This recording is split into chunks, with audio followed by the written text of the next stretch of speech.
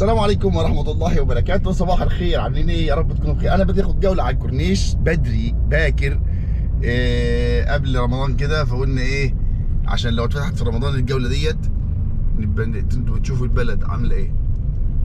ف معانا ناس بتتمشى على الكورنيش بدري كده في الجو ده. انا عايز اثبت الكاميرا عشان خاطر اقدر امتعكم بالجمال ده، ولكن عادي احنا هنا كده كده اصلا اوريدي الكاميرا فيها تثبيت زوم، فممكن جدا نصور بالشكل ده، او ممكن جدا نبقى في ايدينا وخلاص.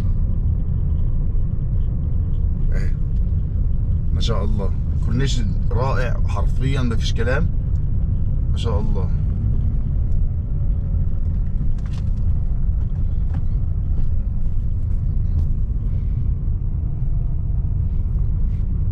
أسرة طلعت تتمشى بدري، واقفين بعربيتهم على الكورنيش من شط الهنا. احنا كنا متحركين من شط الهنا عشان الناس اللي ما تعرفش الاماكن في مطروح، ده شط الهنا والشاطئ العام او مبارك سابقا، هم دول الجزء الشواطئ اللي احنا اتحركنا من عندهم وبدانا من عندهم.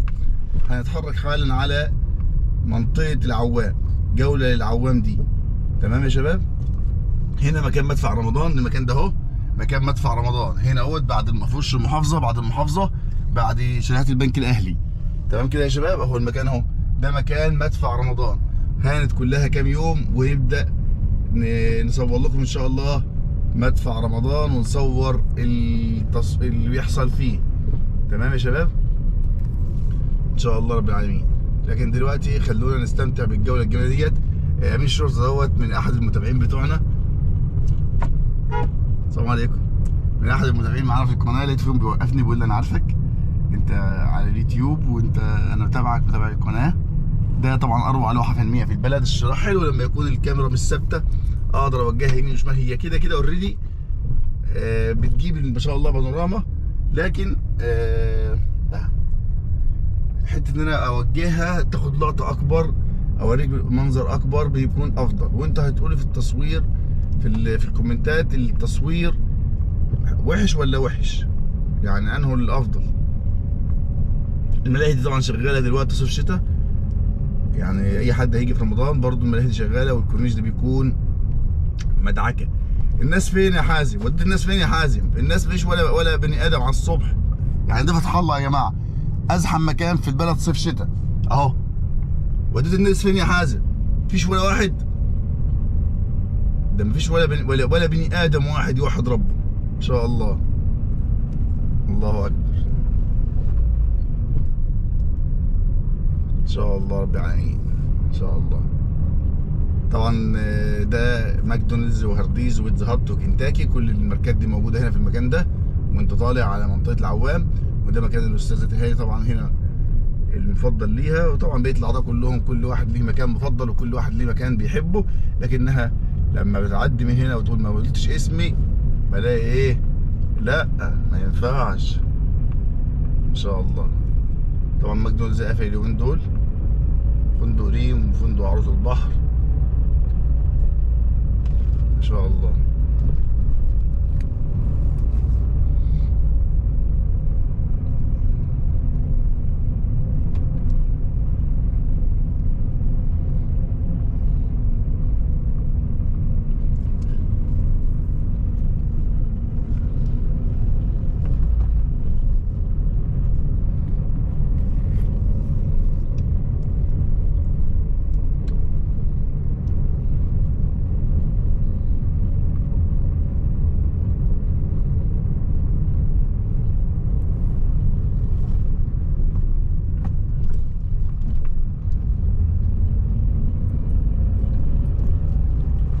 كده دخلنا منطقة العوام بالظبط. احنا كده بداية منطقة العوام، احنا كده على الكورنيش بتاع العوام، في عند مطعم حسني وعند برج النورس، بداية العوام. طبعا اللسان ده من احب الالسنة اللي قلبي في العوام كلها، ومش غيره اصلا لان انا ما بنزلش جوه.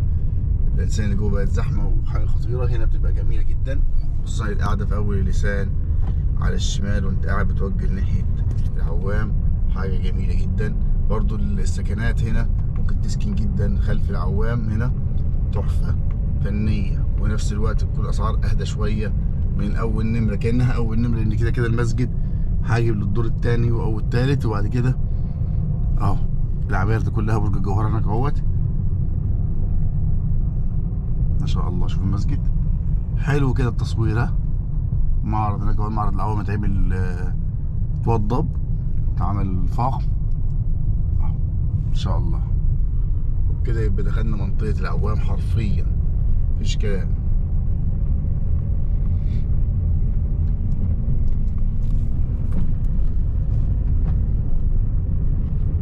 ما شاء الله.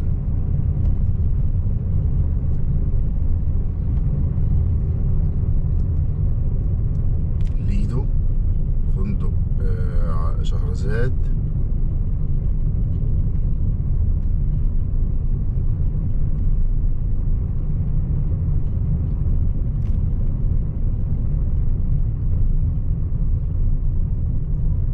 ما شاء الله.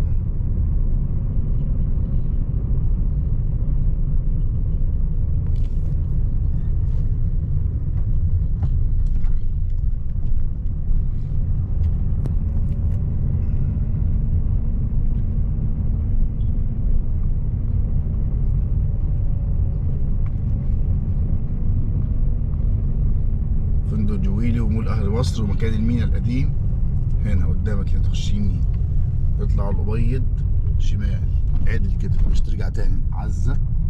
وهنا كده بيعتبر نهاية العوام، والمنطقة اللي هي ايه عالية.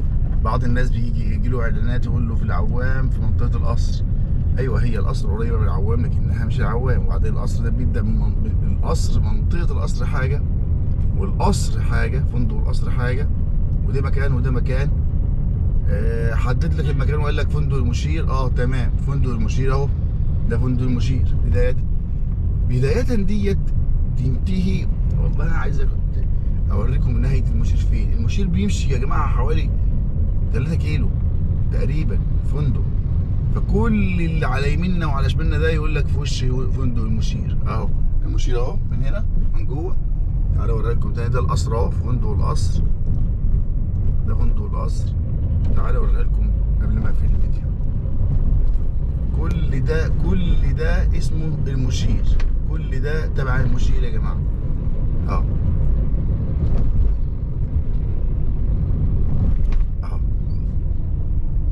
ده المشير. تخيل انت لما تمشي كل ده اهو، ده فندق المشير اهو. كل ده تبع المشير جوه، اللي هو اهو فندق اهو الاصفر جوه ده، كل ده تبع المشير لغايه السوسيه. وبعد السوسيه عند المينا القديم. فلما يجي حد يقول لك انا عند المشير، فين حته عند المشير يا فندم؟ يعني لما حد يقول لك الاعلان بتاعك في المكان ده، قول له فين حته، في اوله ولا في اخره؟ في النص ولا في عند القصر؟ لانه في عند القصر، عند السوسيه، عند الشرطه العسكريه. اعرف مكانك واعرف كام نمره من الشارع، لان طول ما انت على الشارع هنا الى الان انت تمام. لكن لما تخش جوه شويه في الاماكن اللي جوه زي كده، بيبقى كل واحد فينا ليه متطلبات خاصه، عياله يقبلوها او ما يقبلوهاش. اخرنا هنا السنوسيه، بعد كده تبدا الجوله اللي بعدها والرحله اللي بعدها. اشوفكم على خير. كان معاكم ابو حنين، ما تنسوش اللايك والشير.